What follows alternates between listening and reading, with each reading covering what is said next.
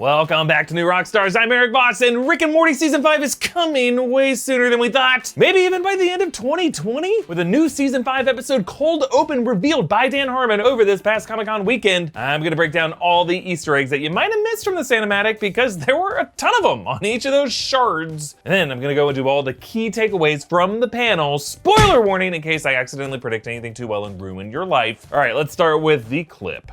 Come on, Rick, we're almost there. Leave me, Morty. It's the only way. What? Were we blades in that one? That's tight. Just stay with me. I'm scared, Morty. I can see the end.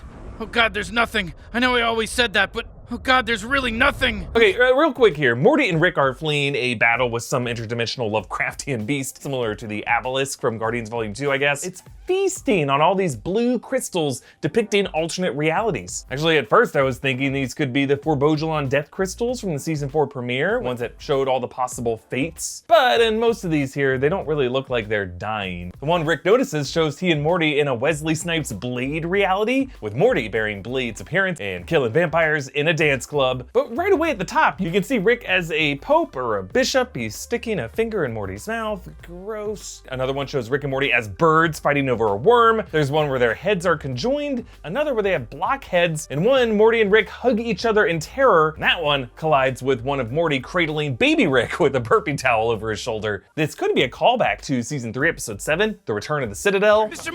Morty, I cloned myself so you could kiss me as a baby. One depicts Rick as a lumberjack chopping down Morty trees, and then there's like a veiny, diseased Rick smashing into a cool sunglasses Morty. Now, most of these crystals are also teardrop shaped. Like, I'm wondering if they represent painful or tearful moments from other dimensions. And this could be why Rick, who's near death, panics upon realizing that there's nothing on the other side. All possibilities are collapsing around him, and he realizes that they all just lead to a void. And so Morty pilots them out of this shrinking window back to Earth, but you can see how that closing portal clips part of the ship, forcing a crash landing, and Morty uses what he thinks are his dying moments to call Jessica. Morty bounces the ship off a palm tree and lands in the water. So we learn a new rule about Rick. He cannot ever touch Earth's ocean water because of some treaty with a society of ocean dwellers led by his nemesis, Mr. Nimbus. It looks like he's inspired by superheroes like Namor the Submariner. He emerges from a giant clamshell like Botticelli's Birth of Venus, and Nimbus looks like just as much of a thirst trap. I'm assuming that this is connected to that unseen Rick mix-up plot. Yeah! Atlantis, baby! That was amazing! You got some of that mermaid puss! I'm really hoping it wasn't a one-off thing and I could see her again. Now, Morty was there for that adventure, so he should know who Nimbus is if it is connected. But maybe back in Season 3, Rick took Morty on a quick, sneaky mermaid sexcapade without telling Morty about the broader ocean treaty with Nimbus that they were violating. Look, even if it's just a callback joke to those mermaids, I would love if this Season 5 Nimbus episode ties in the events of that Season 3 episode, since I always wanted to see what that adventure was. And not just because I have a thing for mermaids. I mean, it's like a fin, so where's the, you know, is it a gill? We should move on to the big reveals that Harmon made about Season 5 and Season 6. But hey, before I continue, thanks to Bang Energy for sponsoring this video. Every can of Bang is 16 ounces. It contains 300 milligrams of caffeine. It's sugar-free and it has 0 calories. Yet it tastes so good. There's over 20 different flavors to choose from. This flavor is Pina Colada. We're in those warmer summer months now. You might want a fruity drink, but you know, not go anywhere that serves fruity drinks. I get it. That great tiki party can happen in your mouth with a can of Bang. And it gives you so much energy, so you can just do the limbo by yourself. Check out Bang on Instagram. You can get 25% off your order at bang-energy.com when you use the code NewRockstars25. There you can buy cans of Bang Energy, including their keto coffee flavor, their sweet tea flavor. You can also get clothing, fitness supplements, all kinds of stuff to be your best Bang self. Thanks again to Bang Energy for sponsoring this video. Get 25% off at bang-energy.com using the code NewRockstars25.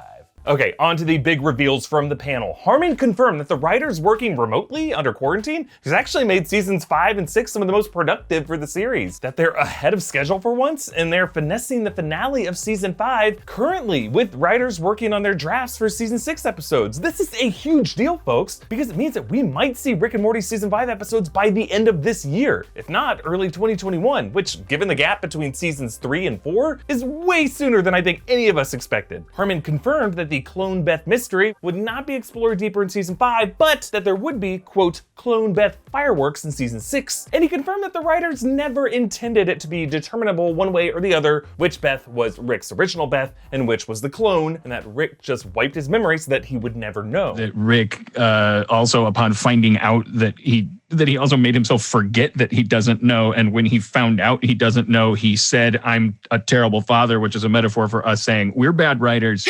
But is also like a very ancient Greek thing where it's like Zeus is atoning with Athena and going like, this is how I create through abuse. It's interesting that Harmon cites Greek mythology as an inspiration for Rick's paternal guilt, because the episode that preceded the Clone Beth finale was Rick's battle with the Greek god Zeus, the epic fistfight between two dads in the bleachers. Zeus is known for conceiving countless children with mortal women by taking various forms, created all kinds of problems, and later on he confesses his guilt over this to the goddess of wisdom and war, Athena, who definitely seems to be an inspiration for Beth's character in Rick and Morty. And then Harmon went on about Rick's daddy shame. I have created now 2 women who have been bifurcated by my aggressive refusal to commit to anything.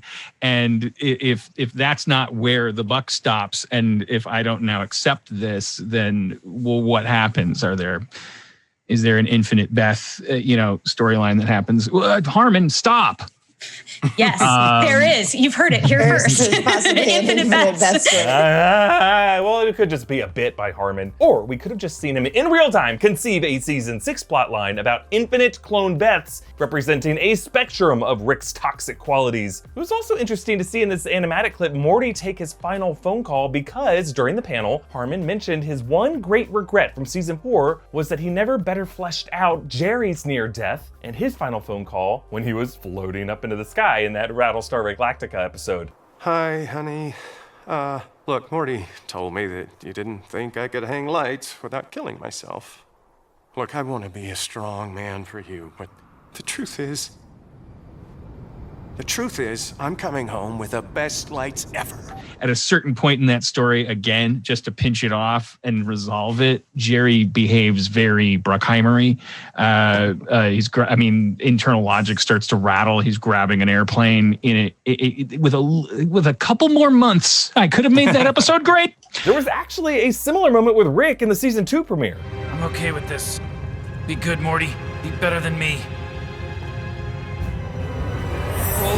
The other caller! I'm not okay with this! I am not okay with this! Oh, sweet Jesus, please let me live! Oh my God, I gotta fix this thing! Please, God in heaven! Please, God, oh Lord, hear my prayers! Yes! You, God! Not today, bitch!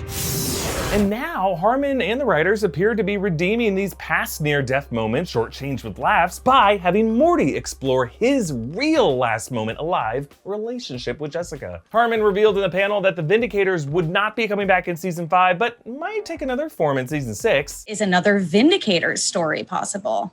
It hasn't yet, but there's some treats coming your way in an ancillary sense. And Harmon made it clear that the writers did not have any big answer for what the cat voiced by Matthew Broderick did that made Jerry and Rick so grossed out, but he was asked to drop a cryptic tease for season 5 that wouldn't make sense until we saw it in the season. Could you give us like a super cryptic tease that will only make sense once we actually see season 5 to kind of whet everyone's appetites?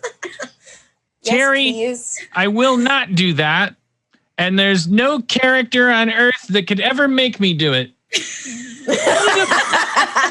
What about me? It could be just another joke, but months before season 4, Harmon did make a similar joke about Clone Beth that absolutely ended up being true when season 4 came out. So what do you think he means by this? Comment down below and join the deeper discussion on our official Discord server by becoming a patron at patreon.com/newrockstars. Follow me on Instagram at Erik Voss. I get some fun Rick and Morty fan art on that. And we'll do episode breakdowns and Rick explained after shows when season 5 arrives. So subscribe to New Rockstars to stay up to date with all of it. Thank you for watching. Stay safe and f*** death.